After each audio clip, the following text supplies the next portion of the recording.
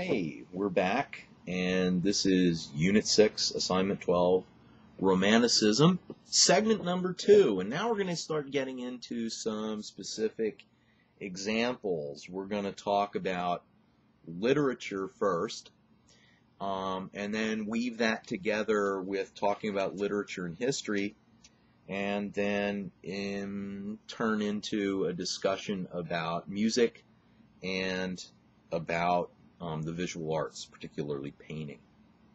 Okay, it would be a really good idea while you're listening and watching this clip to have your syllabus nearby so that you can refer to the names and their spellings and what have you as we go along. And a lot of the names and people and even some of the works that I'm going to be talking about are there listed in the terms section of your syllabus for this assignment, so it'd be a good idea to have that sitting right there with you as you go through this.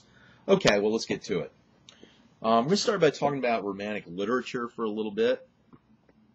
Where does it come from? Well, ultimately, it comes from the first writer to dabble in this really was Rousseau, with his quote-unquote novels of sensibility.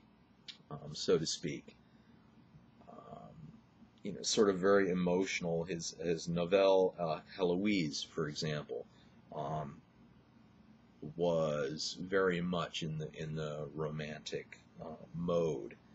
There was a lot of the so-called tearful comedies, if you can imagine such a thing, a tearful comedy, of the French stage coming from the 17th and 18th century, also a source, but primarily where this comes from is actually Germany, and a movement there among writers, starting in the late 18th century, the so-called Sturm und Drang school in Germany, almost translated almost literally to English as the storm and stress. Sturm, spelled S-T-U-M-R-M, and Drang, D-R-A-N-G, Sturm and Drang, storm and stress. The primary representative of this movement was Johann Wolfgang von Goethe, which you probably look at and say, oh, that's spelled Goethe. No, it's not Goethe. It's pronounced Goethe. Thank you. And his novels, one of which was called The Sorrows of Young Werther, from which you will hear a bit of a dramatic reading in a minute, and another work, The Robbers, and also from the works of the German romantic dramatist Schiller, J.C.F. Schiller. Drama's very romantic, heroes and heroines, striving to perform heroic deeds and complete heroic quests and all that. As you can see, that really lends itself to a sort of medieval. All right, so we start with Goethe. Johann Wolfgang von Goethe was born in 1739, and he was a good Enlightenment guy. At part, he was a doctor, physician, and he lived in the German city of Weimar, and that was a very it was a university town, it was a college town, and it was known for being really big into the Enlightenment, and it was a center for Enlightenment intellectuals to gather, discuss. They taught at the university and what have you. And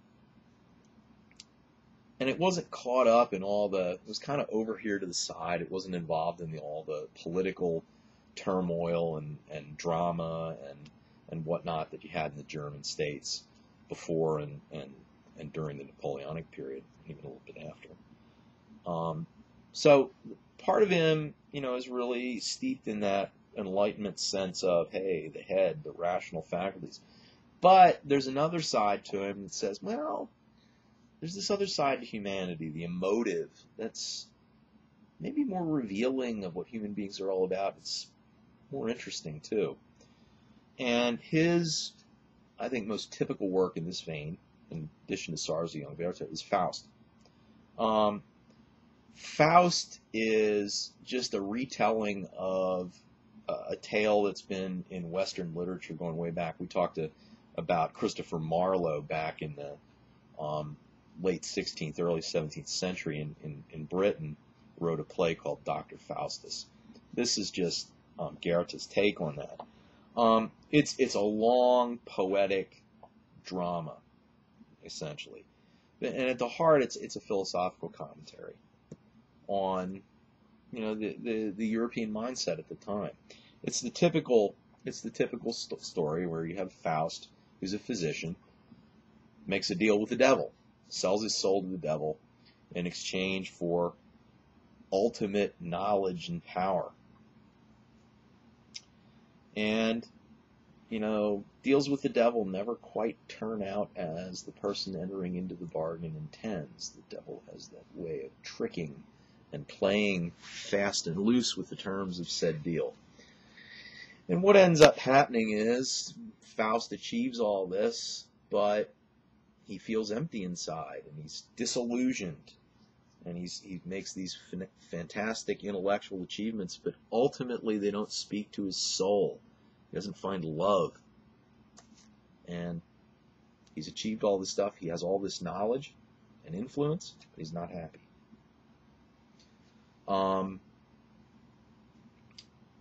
In the end, he's able to outmaneuver old Mephistopheles and ends up saving his own soul. So it's kind of a Christian morality play too, in that it talks about you sin, you're striving in this world, you commit sins, but ultimately you can be redeemed and whatnot.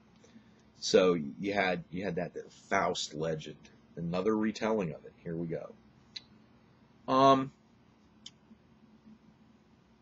Let me just kind of, I've got an excerpt here from The Sorrows of Young Werther, just to give you an idea of just the emotional wallop that some of this romantic literature tried to pack and tried to lay on people. This is by Goethe. It's a paragraph from The Sorrows of Young Werther, and it's picks up in a scene where Werther, this young man, is having an intensely emotional encounter and conversation with this young lady named Lotte. It goes something like this.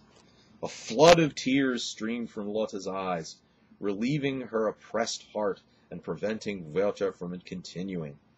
He threw the papers aside, took her hand, and wept bitterly.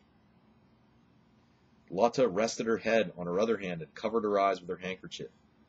What they both felt at that moment was agonizing. They experienced their own misery in the fate of those noble people that they watched, incident they watched, and the story they read about. They felt it together, and their tears flowed as one. Werther's lips and eyes burned on Lotte's arm. She was seized by a shivering. She wanted to leave the room, but pain and compassion left her numb. She breathed deeply in an effort to recover her composure and begged him, sobbing, to continue, and implored him to do so with the whole force of heaven in her voice. Asked him to continue, not just to continue, but with the whole force of heaven in her voice. Whoa. How's Werther going to say no to that? All right, but that's kind of the style, that you get. And when I said it was overwhelmingly, overtly emotional, there you go. Okay, moving on. The form of literature that really the Romantics really embraced as their own was poetry. Enlightenment writers didn't really have much good to say about poetry. They kind of belittled it. They said, it's not even worth. It's just this playing around with imaginative wordplay, and so we don't need that. Romantics said, no, it's actually one of the best true forms of human expression, but not if it's done in the neoclassical way, where poems have to follow these really rigid sets of rules and guidelines. Nope. Let's be creative. Let's use our imaginations. So they look for vigor in their language and color and freedom. And they go back to one of the writers who was actually rescued from near oblivion in a way is Shakespeare.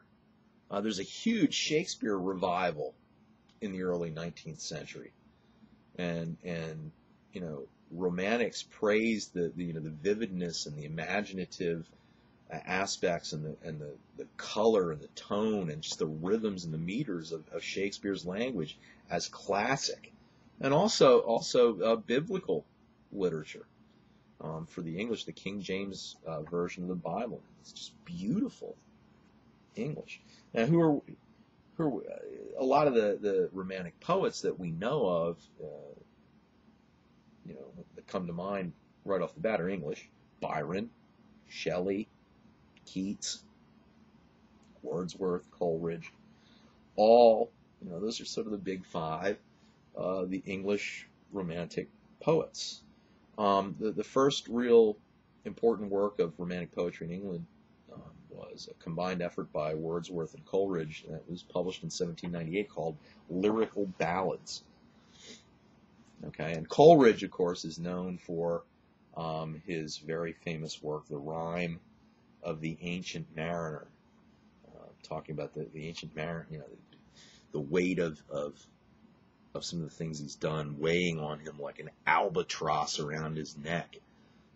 That's where that metaphor comes from that's used often in English. He also wrote a poem called Kubla Khan, which, by the way, the rock band Rush adapted in its lyrics. Neil Peart, drummer, writes the lyrics for the band, turned a little adaptation of Coleridge's poem Kubla Khan into a Rush song called Xanadu, which is a pretty epic, sprawling 11 or so minute track. One of my favorites, actually. Wordsworth was originally into radical French Revolutionary type reform, but became quickly disillusioned with that by the early 19th century, and went back to saying, human perfectibility doesn't exist. That's overly optimistic, and went back and said, what we need to work on is find the immortal spirit of the individual, and look at nature. He came up with the phrase, in nature you find the dark, inscrutable mystery of God, and the dark, inscrutable work of God is found in nature. In other words, we can come up with all these scientific discoveries and explain one phenomenon after another, but we won't really get to the essence of God's creation and what is life, and things like that. That's dark, it's hidden, it's inscrutable, it's impenetrable. Yeah. So, there you go. So, poetry. Let's see. We got a little bit of... let's see. Who do we want to pick? Let's read a little Lord Byron here from a poem that he wrote in 1816. When we two parted in silence and tears, half broken-hearted to sever for years, paled grew thy cheek and colder thy kiss, truly that hour foretold sorrow to this. Wow. Pretty intense. That's just one stanza. It goes on from there. So there you go. Okay, that leaves us then with some more literature, and especially in a way, Romantic writers sort of return to the past. They like to do their own sort of romantic synthesis, to link the universal, the big picture, nature, to the particular, the develop of individual nation states and national cultures. To them, to the Romantics, nationalism was an emotive thing. And we talked about that as one aspect of it being the emotional loyalty that one feels to one's country.